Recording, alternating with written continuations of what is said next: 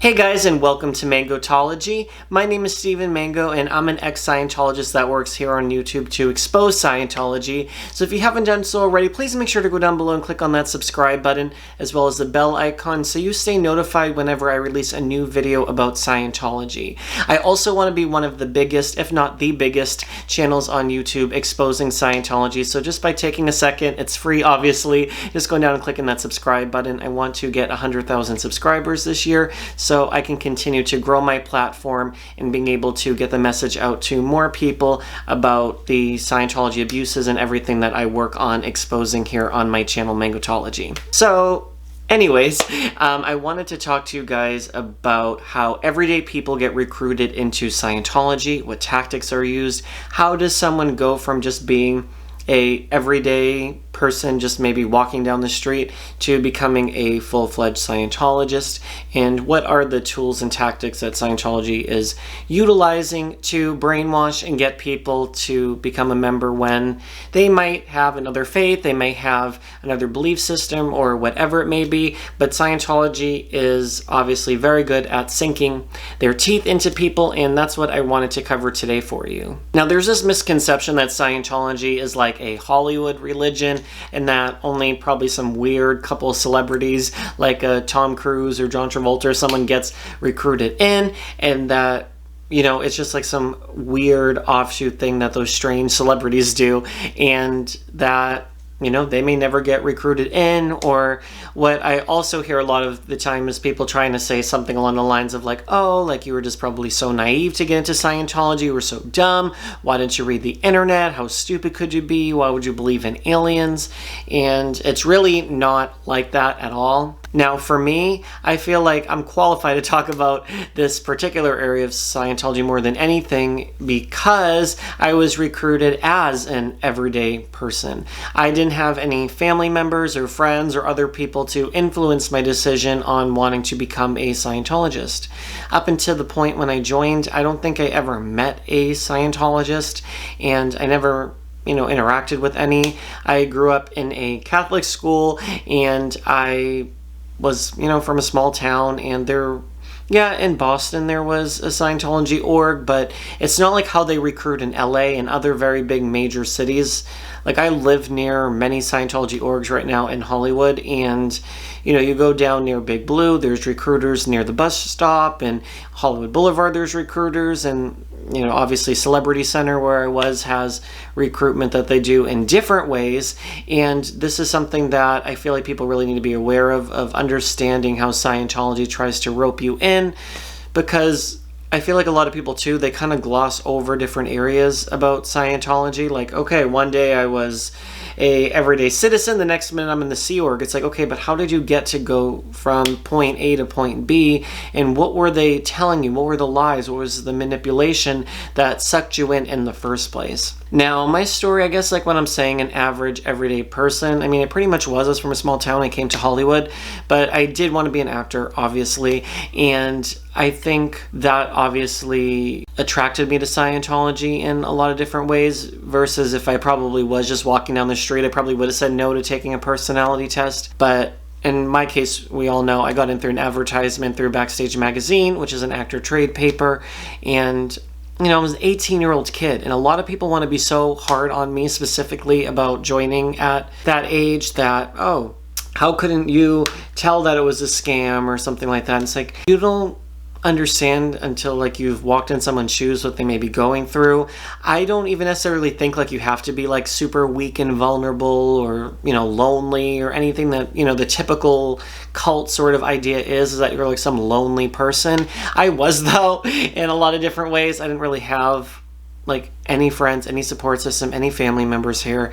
And yeah, I mean, I had a couple people that I knew in Boston that I was friends with that I would maybe text or call. I think even in those days I even had a home phone at my apartment, even though it's kind of like past that stage, but I was still kind of old school. But I had a couple friends that I grew up with, but again, no one understood what I was going through. And this is something I even deal with till to this day, is I don't really have a support system of people who really understand me or what I go through, or doing creative things, or YouTube. And I have a lot of updates and a lot of things that I want to talk about in future videos, so I'm not going to go into a lot of details with what I'm about to say, but you know, I have people that tell me like to shut down my YouTube channel, that I embarrass the family, for example, or, you know, stop exposing Scientology, it's so weird, get over it.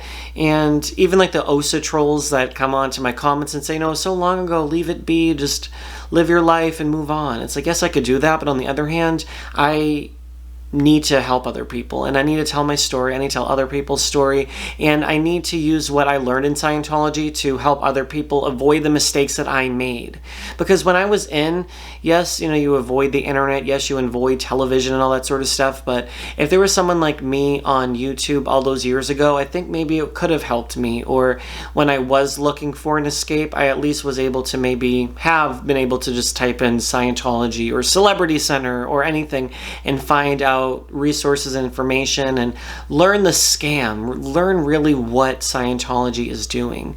And it's hard for me because even now I don't have any friends. Like, it sounds so bad to say, but you know, I had to cut out a lot of toxic people in my life, and I think being someone who came from a cult, I learned that you have to examine your own personal relationships and things with other people and realize and spot when things are unhealthy, for example. So you know, I'm hanging in there. I'm not really great right now personally with other relationships that are platonic and friendship related, but even sometimes some family members, let's be honest about that too. But I know I'm learning and I'm growing every single day.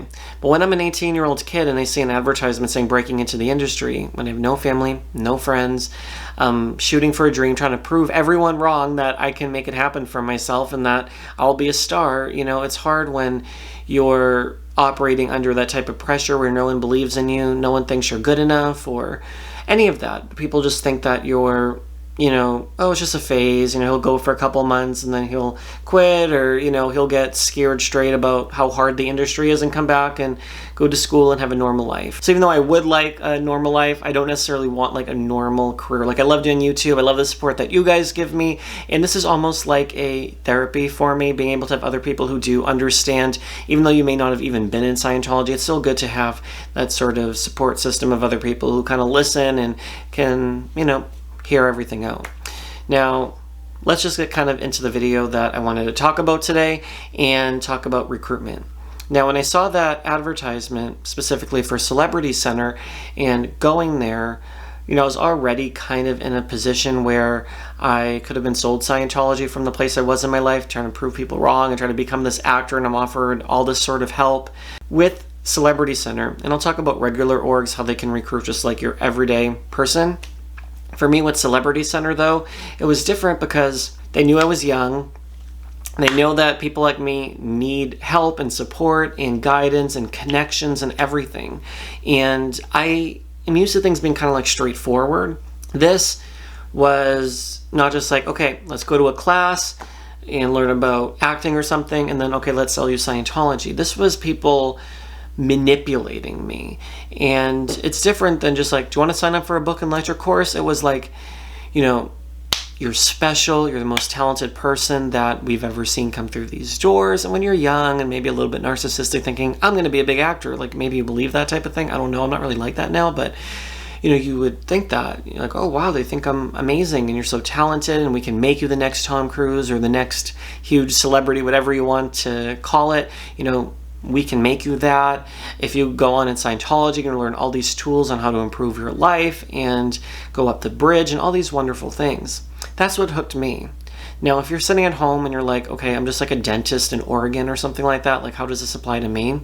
If you have a business, again, be careful, especially if you're a chiropractor, you do some sort of like natural health, something that doesn't involve obviously prescribing psychiatric drugs. Scientology is going to be targeting medical professionals, which is kind of weird because, I don't know, I just feel like they should be able to have, I don't know, I was going to say to have like the education, the smarts or wherewithal to kind of avoid that, you know, because they're more about science and about the spiritual nature of things. But I guess, you know, anyone kind of does. You know, it's naive of me to say otherwise. They can get roped into a cult. There's obviously many business and dentist people that, or doctors or lawyers, whatever, that get roped into Scientology. They promise Scientology's management? Do you want to grow your practice? Are you getting enough patients? Who's going to sit there and be like, yeah, I have enough patients? I mean, anyone that I could think of would be like, yeah, of course I want more patients or more clients. Or do you run your books well? Or do you have conflicts in the office with your other employees? Scientology will even try to find basically, which will go to the personal side of it, but kind of figure out the ruin, like what is wrong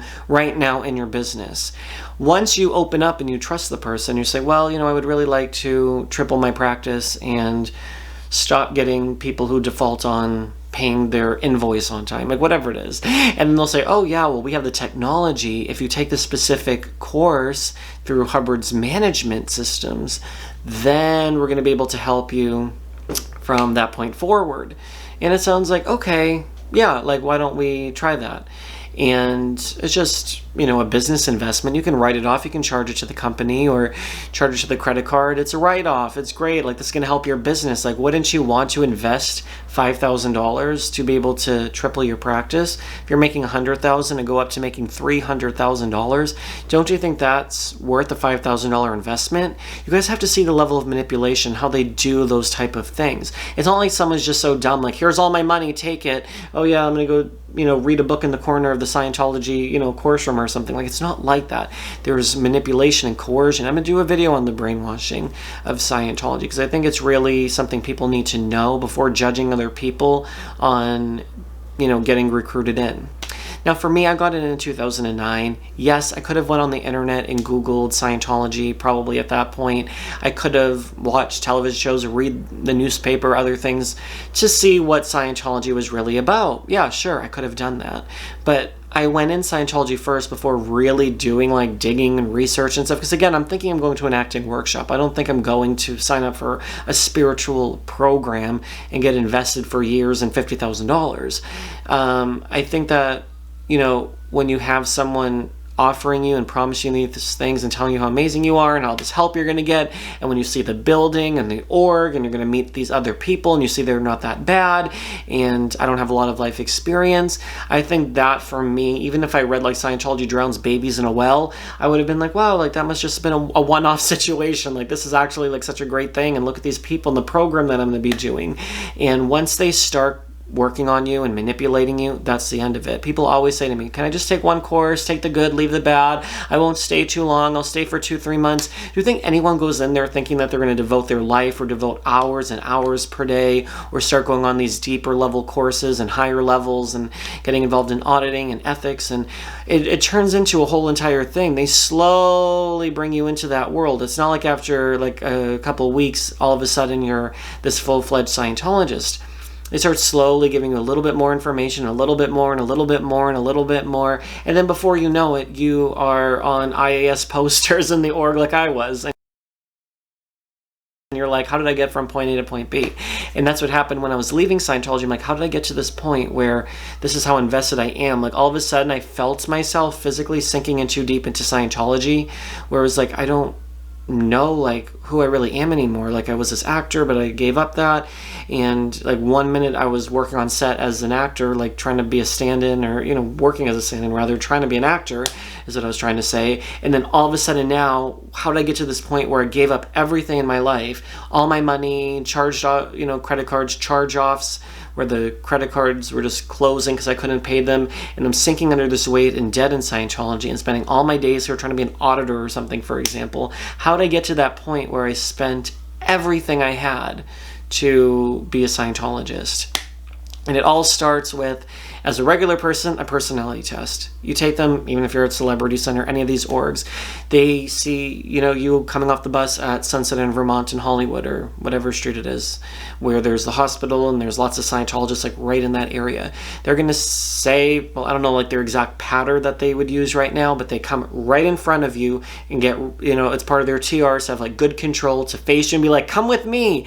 They usually also have it with 2 people. So now they'll do like 2-on-1. So if they see me walking, they'll get 2 people. Maybe they'll put 2 girls if they think I'm straight, which they, only want straight people in Scientology, as we know. Or if it's a woman, like 2 men, to be like, come on, like come with us. We have dinner tonight served at the org. Like, you just get this free personality test. It takes like a short amount of time.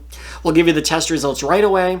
You'll get it identify different areas of your personality, your benefits, your weaknesses, all that sort of stuff, the pros and the cons, and no obligation, free, come with us. They walk you, physically walk you the block to the org, get you in there, and then you're taking like a 2-hour test. You don't even realize it like takes that long, but it's like a 250 question test. You get through all the 250 questions after all this time answering plus, minus, no, or, neutral to the certain answers. Do you engage in corporal punishment on a child? Do you browse railroad timetables just for fun? And you just answer all these very weird questions. Then after all of that, you sit with the registrar, and depending on where they identify what your weaknesses are, that's what course they'll give you. Scientology is based in the beginning on self-improvement courses, $50 courses, very simple. This isn't just like the basic book and lectures.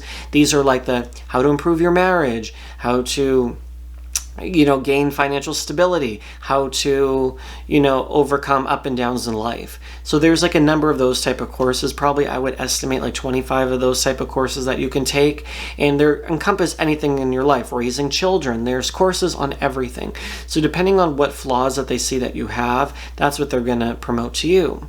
If you're like a very depressed or anxious, or they figure that you have a lot of problems, they may try to put you in on Dianetics, and they'll show you a Dianetics film, and then they'll get you, and then they'll say, hey, we have this introductory package of our counseling. We'll even give you a free session or two, like probably in the beginning.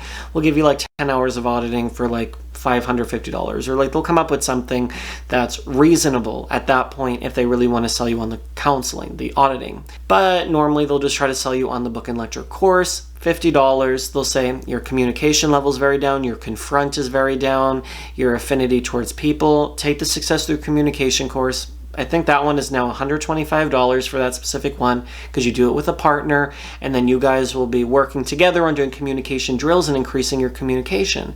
Then you're like, I don't have $125, I'm broke, I work in retail, I don't have any money, like whatever your excuse is, right? And then they'll say, yeah, but the more awareness you get, the better you're going to be at your job, and maybe you'll get a raise. Or if you can communicate better, wouldn't you be a better actor or better, writer or any of those type of things? Like communication's crucial for everything. If you want to go back to school, or if you want to, get a business, and the more spiritually aware you get, and the more skills and tools you have in your tool belt, even if it's spiritually, those tools are going to help you become a more competent person. So you can get a better job if you don't want to work in retail anymore and you want to be the CEO of a company or your own store, right? They're going to say that. And then you'll say, yeah, well, for $125. And then that's how they close it. If they don't close you on that, that's not really your ruin. The ruin is that one thing in your life that's causing problems or issues, whatever. Your ruin could be, I have the worst anxiety and stage fright. Well, as an actor, don't you think if you didn't have stage fright, you could be a better actor? Like whatever it is. Like I'm just using that as just like a random thing that you could say. So once they find out the one thing that you feel like, oh, I'll be willing to pay any amount of money or dollars to fix that, that's your ruin. Now that they know what your ruin is, that's how they can continue to rope you in. If, for example, before I even say that, what I think, even I was reading an article, I think it was Tom Cruise said, Scientology cured his dyslexia. John Travolta also had claims about Scientology curing different things that have come up in his life. Once they hook you and you have a win, wow, Scientology fixed this area of my life, or this was my ruin and it's now fixed by Scientology, that's going to hook you in until OT8, till the very top levels. You're going to be hooked for life because you saw in the earlier levels, you got some level of improvement or help that without Scientology you might not have been able to accomplish. So knowing that, you're now going to continue to engage in services and counseling and courses and continue on up this bridge to total freedom and realize, your life is slowly going to go from manageable to unmanageable, from freedom to controlled, to where you can't even watch TV, read the newspaper, your life becomes in this bubble, and you give up who you were to replace it with Scientology. What L. Ron Hubbard wants you to think versus what you used to think. You're going to shift all of your baggage out and replace with Scientology.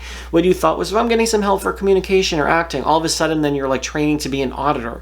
You're like, how did I go from wanting help with my personal life or problems, all of a sudden now I'm going to be joining the Church of Scientology as a counselor. Like, I came in for a casual thing. And in Scientology, there's no Sunday service. There's public relations Sunday services, but you're not going to go like a typical mass ceremony. You're going to actually go into Scientology, taking courses and classes and self-improvement. And it's not something that's like casually done. Like, you actually have to be there and put in the work to get through these courses and these books and lecture sets, and it's just like a whole entire world. So it's really all about finding your ruin, and once they find your ruin, that's what's going to hook, Scientology into you and your brain, and you're going to be going on this journey with Scientology to do so. Now, I remember even when I was first recruited at Celebrity Center, we were all in a room at this workshop, and they were going through the room to each and every single person, asking them, like, what is your ruin? What is your ruin? Like, that directly, like, what is ruining your life? That's how they said it. And they had like a whiteboard, and they would put down people's responses.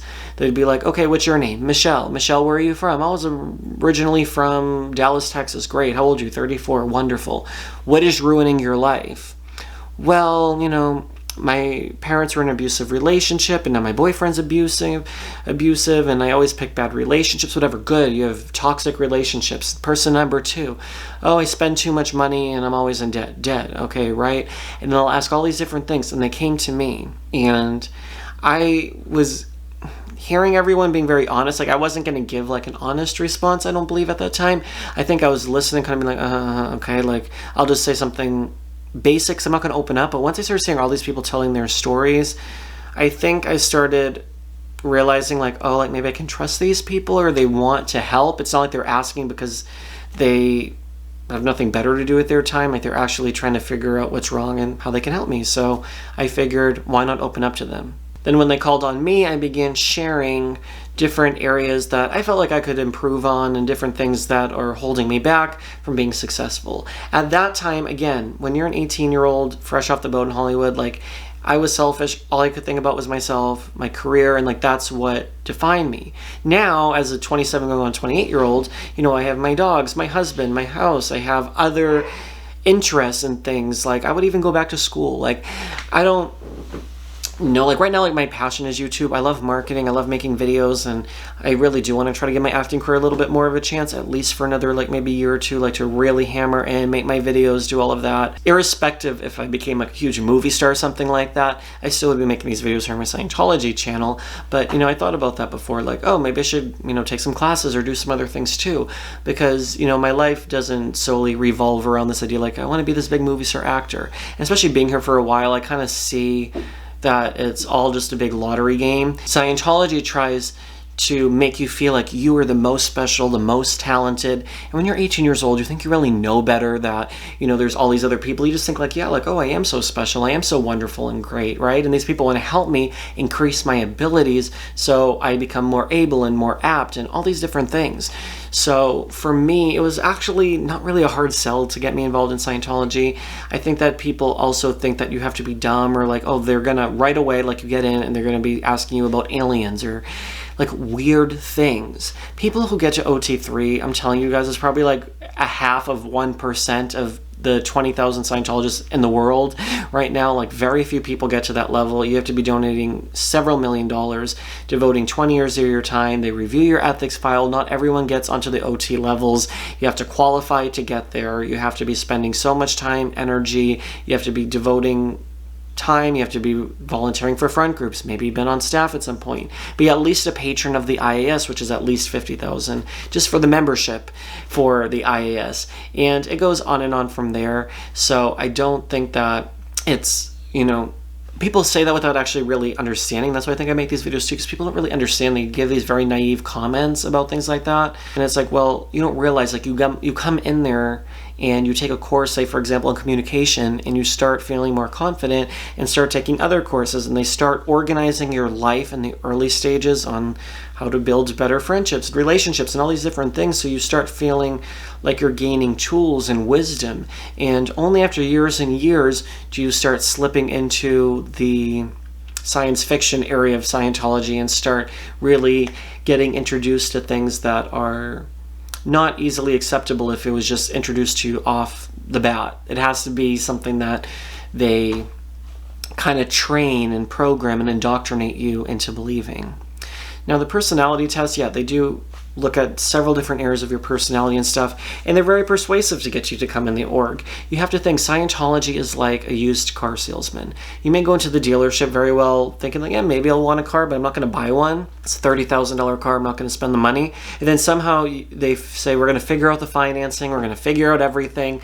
Will you drive off if we get you a good price? And then all of a sudden, you're sitting in, you know, a Porsche, and you're like, how did I get into a Porsche? Like, I would have never have spent all that money on this car. But the people are nice, they sit you down, they offer you all those solutions to your problem, they present the most perfect car in front of you. Scientology is going to promise you help for your personal life, and you sign on the dotted line, and they, you know, really hook you really deep with, they hook you with a lot of manipulation, a lot of empty promises, a lot of lies, and I don't think people realize that. They think it's just so easy to be like, no, no thank you, I don't want to take a test, or no, no thank you, I don't want to buy this book or this course. It's like, well, why wouldn't you? If we're saying that we can help you with your anxiety problem, why wouldn't you want help with that? If that's what's holding you back in life, and it's like $300 for this course today, why wouldn't you sign? If this is the answer to the anxiety, like, why wouldn't you take the course? And then once you actually think like, oh yeah, like, well, why wouldn't I sign up if that's what's gonna fix it? That's kind of like the place they kind of make you feel like, oh, okay, fine, right? And then you just kind of give up your values, whatever it is, and you start doing things that you wouldn't necessarily want to do or you wouldn't necessarily believe in. It's groupthink, it's a lot of other things, but it all really stems from that ruin. And yes, you don't have to be an aspiring actor, you don't have to necessarily have a business. You can just be an everyday person going to the bus stop and someone approaches you saying, come on in, watch a free video. Do you want a movie ticket to see a free movie? And you're like, sure, right? Who doesn't want to see a free movie? Then it's Dianetics. And then you're watching these videos and then it's like, oh, this actually kind of does make sense. And then you start taking these courses, and then they are the type that they start shaping your mind. So people think like, I can go in for a couple weeks for a course and leave. No, like, these courses are indoctrinating you into a new way of thinking. Now think of that, a whole different way of thinking than you normally do. And they're training you in your mind to believe differently than you normally would have believed. So I think it's just very interesting to think of it in that way, and I'll make videos describing that in more detail. But yeah, it's dangerous just taking one single course. And when you're on this course, you're going to start meeting other people. It's just the whole entire experience is designed to trap you into the mindset and make you a full-blown Scientologist. And you know, you say yes to going in and giving them 10 minutes of your time, which turns into 10 hours to watch videos and really learn about what Scientology is. It's like a timeshare presentation. No one goes to the timeshare presentation thinking they're going to buy the timeshare. They go for the free gift, and then they come out with, you know, a $40,000 unit for a timeshare in like Orlando, and you're like, why did I spend $40,000 on that?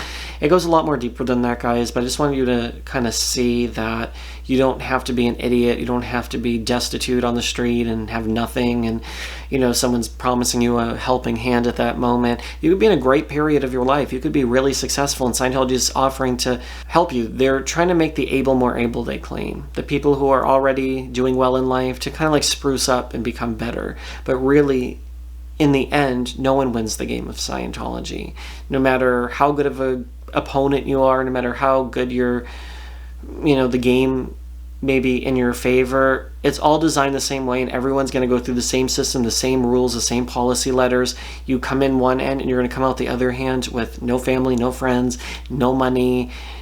It's not going to work, right? So that's what's going to happen to you. And that's what you have to really realize, is that everyone's going to have the same outcome no matter what, because we're all on the same journey within Scientology, and that's what happens. So I hope you guys really did enjoy this video today. I want to give you guys more of an understanding of the psychology of Scientology. That's my goal in the next couple of weeks, is to really explain things that I've never explained before, really breaking it down, and maybe things people never even talked about in terms of Scientology and what really happens as a Scientologist. Like I've been saying, a lot of people just kind of tell you the facts of, I did this course, I went here, then my family broke up with me, whatever, and it's like, well, we don't get how this all really occurred. So that's my goal in the next couple of weeks, is to educate you guys on that. I hope you did enjoy this video. Like I said, please make sure to go down below and click on that subscribe button and the bell icon, like I said in the beginning of this video, to help me be able to become the biggest ex-Scientology channel on YouTube, to continue to take down Scientology, to make these videos reach as far and wide as possible across the internet and across the world. Leave a comment down below. Let me know your thoughts. I love reading your comments in the comment section down below. My social media links are also in the description box. I like to also spill the tea, if you will, and engage in conversations with you guys on social media. Go on over to my other channel, Mango Tea, where I talk about beauty drama and the beauty community. If you have any interest in beauty drama, I have a bigger platform actually there, where I post videos regularly on YouTube drama. So head on over there to stay up to date on YouTube drama. Thank you so much for watching, guys, and I'll see you on tomorrow's video. Bye, guys.